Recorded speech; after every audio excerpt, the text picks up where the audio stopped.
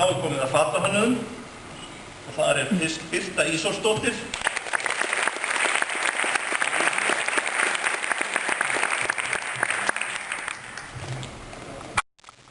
Erla Stefánsdóttir.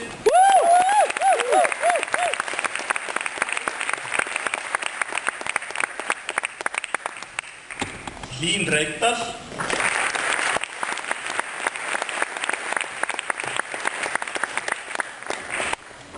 Kristín Petrína Pétursdóttir.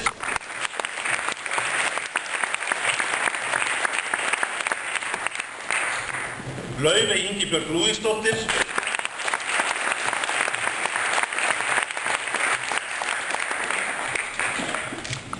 Rakel Sólrós Jóhannsdóttir.